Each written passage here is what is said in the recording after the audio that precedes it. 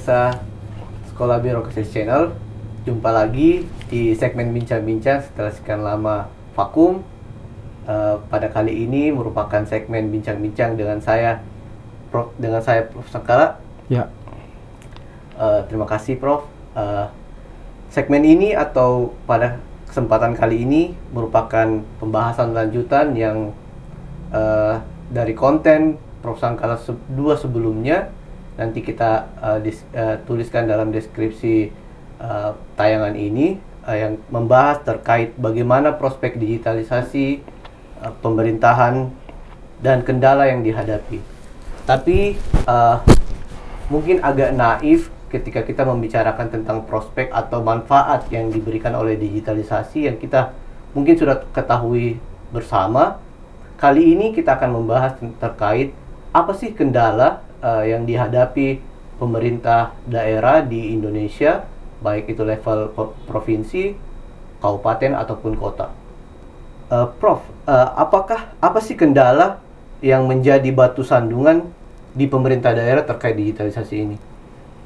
Ya, saya kira sebelum kita membahas kendala, tentu kita lihat dulu arah kebijakan pemerintah ya, berkaitan dengan sistem pemerintahan berbasis elektronik ini.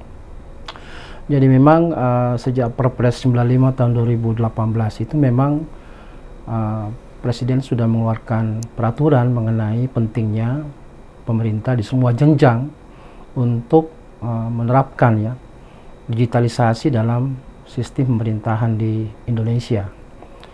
Nah, lalu kemudian ini diperkuat lagi dengan Perpres nomor 132 tahun 2022. Demikian pentingnya karena merupakan katalisator yang sangat penting dalam mempercepat proses-proses yang terjadi di pemerintahan, termasuk dalam kaitan dengan pemberian layanan. Karena itu kita lihat bahwa Kementerian Pan-RB sebagai leading sektor dalam konteks ini kemudian mengeluarkan surat edaran nomor 18 tahun 2022 mengenai bagaimana terjadi pelayanan publik yang terintegrasi ya. Dan ini disadari bahwa penting sebagai bagian dari perintah Presiden bahwa reformasi birokrasi itu harus betul-betul terlihat dampaknya ya, bagi masyarakat. Karena itu kalau kita lihat sekarang ini dalam periode 2 tahun tersisa dari Presiden Jokowi masa jabatannya ini, kemudian memerintahkan kepada Kementerian Pan-RB untuk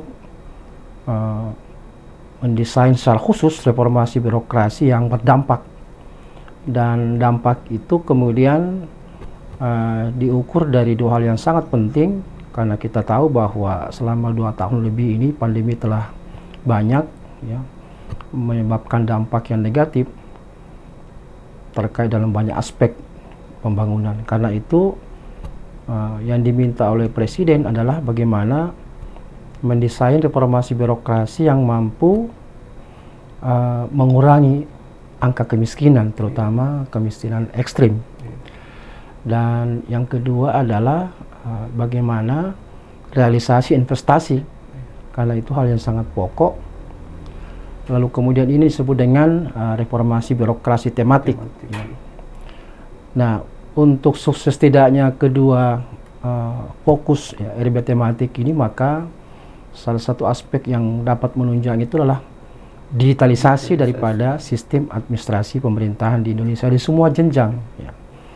Nah, inilah yang saya kira pemerintah daerah, karena khususnya di daerah ini karena jauh dari pusat, sehingga ini menjadi perhatian.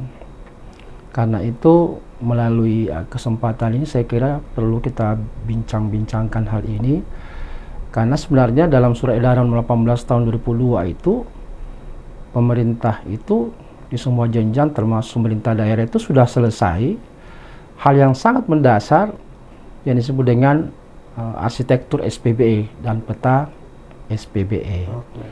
Nah, yang biasa disebut dengan roadmap-nya kan. Dan nampaknya tidak banyak daerah yang merespon ini.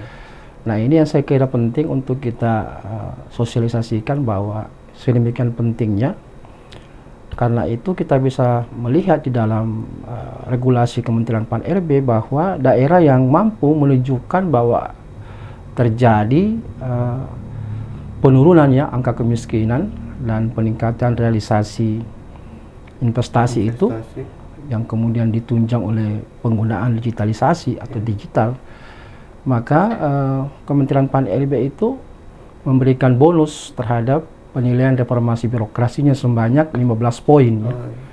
Dan khusus terkait dengan digitalisasi ini diberi angka ya 2,25 atau 15%. Selain memang juga ada permintaan Presiden untuk mendorong daerah menggunakan produk dalam negeri dalam setiap belanjanya yang tertuang di dalam e-katalog. Nah, kalau kita bicara mengenai kendala, ini memang banyak sekali. Tentu kalau kita mau membangun secara sistematis ini, maka tentu daerah punya kesadaran penting bahwa peran daripada digital ini itu mampu mendorong daerah itu untuk mempercepat ya segala proses pemerintahannya. Karena kalau kita lihat secara substansi apa yang terbangun di dalam peta daripada SPB maupun arsitekturnya itu memang dua hal yang menjadi sorotan. Pertama, bagaimana secara internal digital itu mampu menstimuli proses administrasi pemerintahan sehingga itu lebih efisien dan efektif.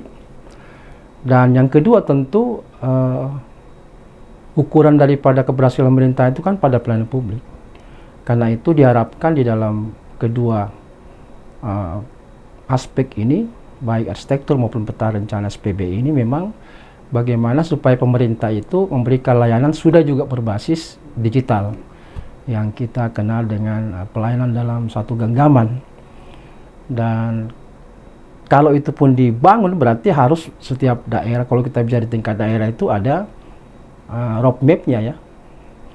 Dan kalau kita menilai atau menelisik sebenarnya kesiapan pemerintah daerah itu masih lemah ya, karena tidak membangun itu.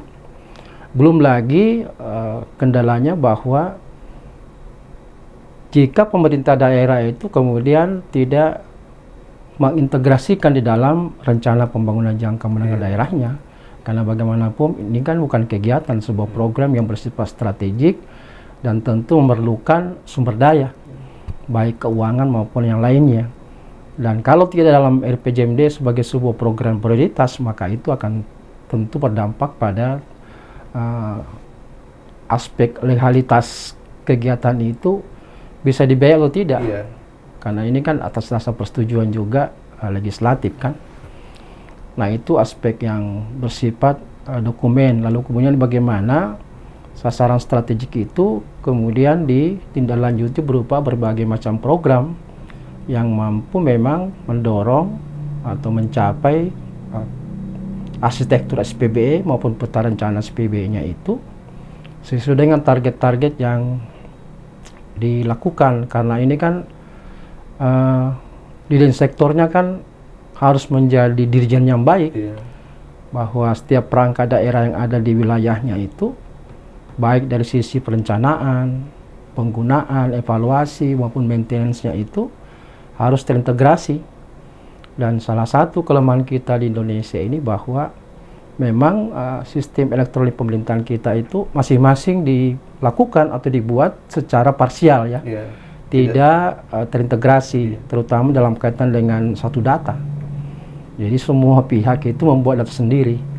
Kalau kita mengingat kembali sinyalir Sri Mulyani sebagai Menteri Keuangan itu mengatakan satu identitas orang saja itu memerlukan 40 item digital yang tentu ini ya bahkan sampai dikatakan biaya untuk menyediakan atau membangun aplikasi di semua jenjang pemerintahan itu menghabiskan anggaran sampai 4 triliun lebih.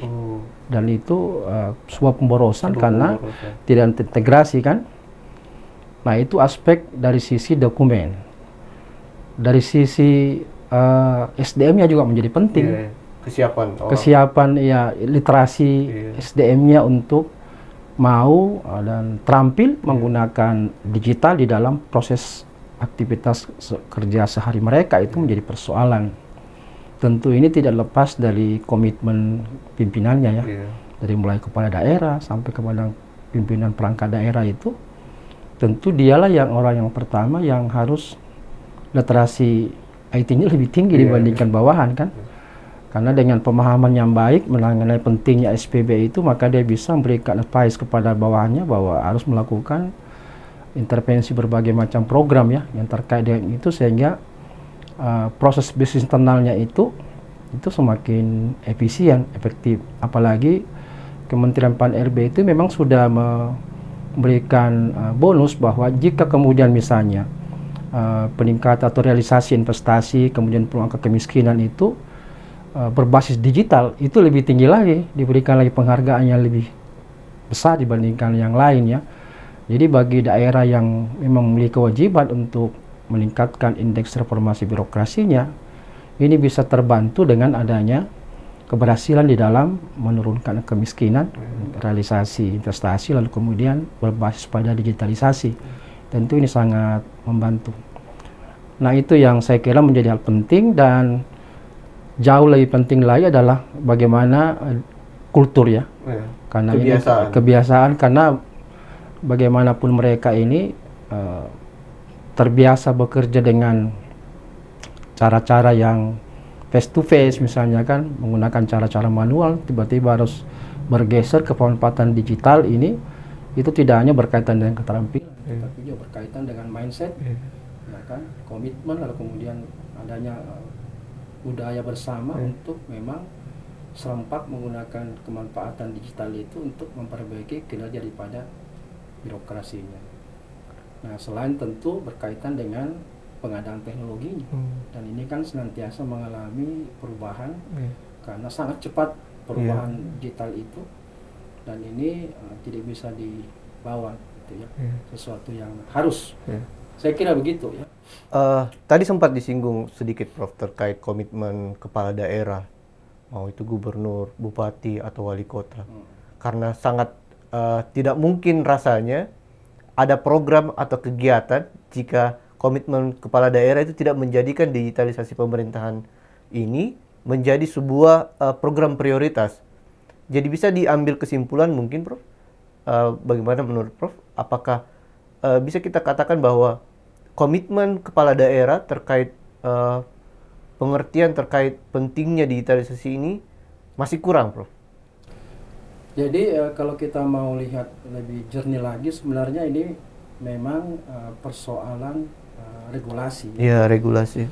Bahwa pemerintah pusat menyadari pentingnya pemanfaatan digital di dalam proses bisnis pemerintahan itu, tetapi kan untuk diterapkan di daerah itu persoalan yang lain lagi, karena berkaitan dengan tentu dimunculkannya program prioritas baru, tentu disertai dengan alokasi anggaran, yang tentu di daerah sudah tertuang dalam dokumen perencanaan mereka yang sudah punya target kan, baik di RPJMD maupun di perangkat daerah masing-masing. Dan kalau itu diakomodasi, maka harus terjadi perubahan-perubahan perencanaan maupun anggaran kan. Dan ini sebuah kendala saya kira. Karena itu tantangannya adalah ya bagaimana daerah ini punya komitmen dan mensiasati bagaimana agar supaya ini bisa direspon tuntutan dari pusat, karena ini suatu keharusan perintah presiden, sehingga itu bisa menjadi program tambahan ya. Nah, bagaimana teknisnya saya kira daerah bisa mencari cara masing-masing agar supaya digitalisasi sistem pemerintahan ini bisa dilakukan gitu kan.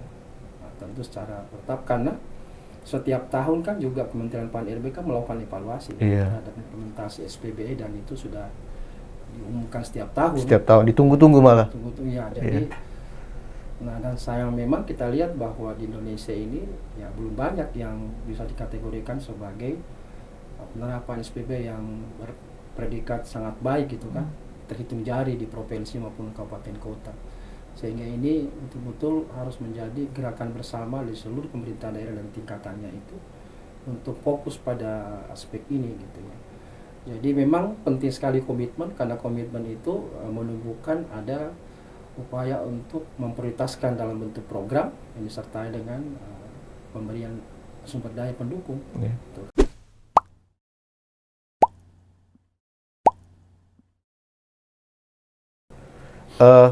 Terkait digitalisasi ini, Prof. Menurut pengamatan Prof, kabupaten kota yang bisa menjadi kita contohi dalam aspek penerapan digitalisasi ini, siapa sih yang sudah berhasil, Prof? Atau apa program yang paling bisa kita replikasi untuk pemerintah daerah dalam waktu singkat ini? Ya sih, memang setiap daerah memiliki karakter Ya, sendiri betul. Kalau misalnya kita mengacu pada dokumen dikeluarkan Kemenpan, misalnya kita bisa melihat seperti apa di Sumedang ya, Sumedang. bagaimana di Banyuwangi dan beberapa daerah lainnya. Di provinsi itu kita bisa lihat bagaimana Provinsi Bali membangun SPB-nya sehingga mendapatkan pengakuan dari Kementerian Pan-RB. Dan saya kira kita bisa menyusun rencana yang spesifik, tetapi di dalam reformasi birokrasi tematik ini kan diutamakan pada penurunan kemiskinan, realisasi investasi, sehingga itu bisa fokus ke arah sana. Bagaimana digital itu bisa mensupport kedua fokus daripada keinginan Presiden supaya reformasi birokrasi itu ya berdampak dirasakan oleh masyarakat dalam 2 tahun ini. Tentu yang lain adalah berkaitan dengan pelayanan ya.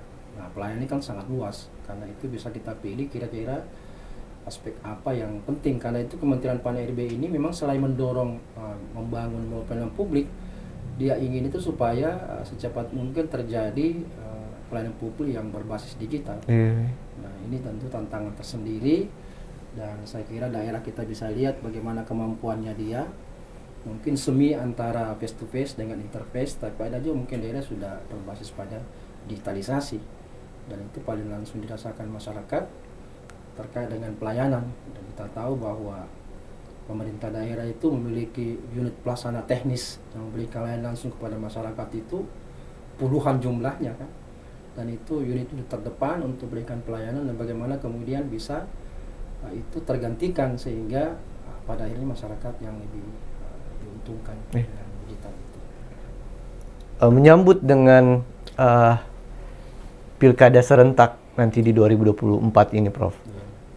3 bulan terakhir sampai dengan 1 tahun ke depan, kepala-kepala daerah di seluruh Indonesia akan diganti dengan PJ.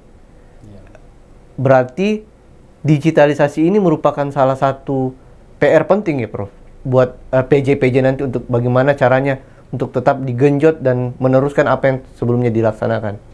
Iya, karena ini kan perintah Presiden sampai tahun 2024. Berarti PJ ini merupakan bagian dari pemerintahan ini sampai 2 tahun ke depan. Karena itu PJ kan sekarang ada aturan baru dari Kemendagri bahwa mereka harus menyusun RPJMD baru. Nah, ini saya kira peluang yang baik bagi daerah yang sudah memiliki PJ atau bahkan mempersiapkan yang belum kena PJ tahun depan misalnya, itu untuk memang menyusun RPJMD di mana aspek ini dimasukkan sebagai program prioritas ya, sehingga nanti ketika terpilih ya kepala daerah berikutnya itu sudah memiliki basis yang baik, memiliki legacy yang baru untuk dilanjutkan. Tinggal melanjutkan target-target yang tersusun dalam RPJMD 2 tahunan itu bisa ditindaklanjuti oleh kepala daerah baru, sehingga kedepannya kita sudah memiliki semacam sebuah sistem yang terintegrasi ya. Dan itu tentu akan mudah ke depan, karena tantangan ke depan ini ya itu yang kita kenal istilah VUCA ya. Nah, serba tidak menentu, cepat gitu kan, kompleks dan sebagainya, itu hanya bisa diakomodasi dengan juga ketersediaan digital yang bisa merespon itu. Ini, Prof, sebelum kita melanjutkan ke pertanyaan terakhir, saya membacakan hasil survei yang dilakukan United Nations atau PBB terkait IGAF survei di tahun 2022. Sudah juga dibahas oleh Prof di konten sebelumnya. Yang dilakukan setiap 2 tahun sekali menempatkan Indonesia naik peringkatnya, 11 peringkat naik pada periode sebelumnya, meskipun masih pada peringkat 77 atas kinerja dalam pengembangan dan pelaksanaan yang kita bahas tadi sebelumnya, sistem pemerintahan berbasis elektronik atau SPB. Ini sudah naik di tahun 2022 di urutan 88. Di tahun 2018 Indonesia peringkat 107. Nah, melihat tren ini terus menaik walaupun baseline-nya sangat jauh, 77 di antara semua negara yang menjadi objek survei United Nations. Bagaimana harapan Prof dalam periode singkat 2 atau 3 tahun ke depan, masa transisi antara Jokowi dan presiden selanjutnya? Iya, jadi strategi membangun digitalisasi pemerintah itu kan ada pendekatan tiga hal ya, tiga jenis misalnya sifatnya top down ya. Yeah. Dan nampaknya ini pemerintah sudah mengambil inisiatif itu melalui regulasi ya. Ada yang bersifat bottom up. Nah, bottom up ini kalau kita lihat keluhan dari pemerintah pusat, memang kemudian digitalisasi yang dibangun di daerah itu tidak seragam dan kemudian menimbulkan kesulitan untuk diintegrasikan. Walaupun secara konseptual itu bisa, dengan catatan bahasa pemrogramannya sama. Dan ini kan beda-beda, apalagi itu hanya dilakukan di daerah semacam kelatahan saja karena kontinuitasnya tidak, dia sebagai sebuah proyek gitu kan. Nah, ada yang berupa mix itu ya, antara bottom up dan top down. Tapi ini saya kira ini yang mau dilakukan pemerintah. Tetapi itu lagi, kembali lagi kepada kondisi aktual bahwa iliterasi terhadap para pejabat yang berkewenangan untuk ini memang masih perlu didorong ya. Karena bagaimana orang memiliki komitmen kalau dia sendiri tidak paham. Sedemikian pentingnya itu digitalisasi pemerintahan kan. Karena itu kalau kita lihat di dalam paradigma penerapan SPB dalam konsep yang kita kenal dengan electronic government, ya Indonesia masih berkutat pada paradigma pertama, bagaimana berupaya untuk meningkatkan kualitas layanan. Ya kan, jadi kemudian bagaimana secara internal itu melakukan upaya membangun sistem digitalisasi yang menimbulkan efek efisiensi. Jadi sementara 2 tahun ke depan kita akan melakukan pesta demokrasi. Dan di serentak sejarah menunjukkan tentang pergeseran paradigma itu. Di paradigma kedua itu memang orientasinya pada membangun demokrasi. Dan demokrasi itu merupakan pekerjaan birokrasi sebenarnya, karena dia yang menstimuli, dia menjaga demokrasi, karena dia instrumen yang digunakan untuk membangun sistem politik yang baik. Nah, itu bisanya kalau sudah berbasis digital, sementara kondisi real kita masih di paradigma pertama. Nah, ini tantangan tentu.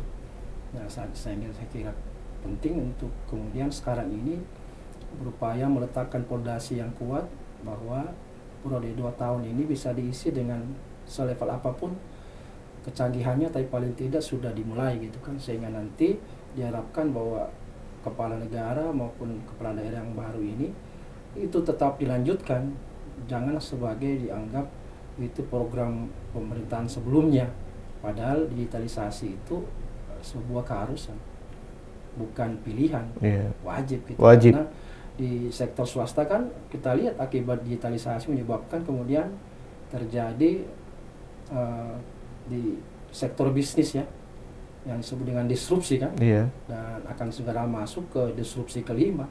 Sementara pemerintahan kita ini masih berada pada di level ketiga gitu ya, jadi masih perlu upaya-upaya keras. Karena di beberapa negara sudah bertekad bahwa masyarakatnya itu akan masuk masyarakat society 5.0 gitu kan. Jadi masih ada 2 tangga yang harus kita kejar supaya selevel antara disrupsi 5.0 kemudian society 5.0. Nah, bagaimana governance kita gitu kan menghadapi ini. Dan itu bisa dicapai ketika digitalisasi lakukan. Mengapa? Karena masyarakat yang kita akan hadapi masyarakat yang memang hidup sehari-hari dengan digital, sehingga kalau kemudian kita masih menggunakan cara-cara manual, saya kira ya terjadi apa yang disebut anarkonisme, bahwa aktivitas birokrasi itu teralienasi dari kebutuhan masyarakatnya. Padahal ini kan tidak boleh begitu. Jadi saya kira tantang ke depan gitu, intinya begitu. Baik, secara singkat mungkin saya mengambil kesimpulan bahwa 2 atau 3 tahun ke depan ini kita harusnya memberikan pondasi yang kuat untuk generasi selanjutnya terkait digitalisasi pemerintahan ini. Apapun yang terjadi, setidaknya kita bergerak ke arah positif tentunya, Sekian diskusi atau bincang-bincang kita kali ini. Saya akhiri. Sekian, terima kasih. Salam reformasi birokrasi.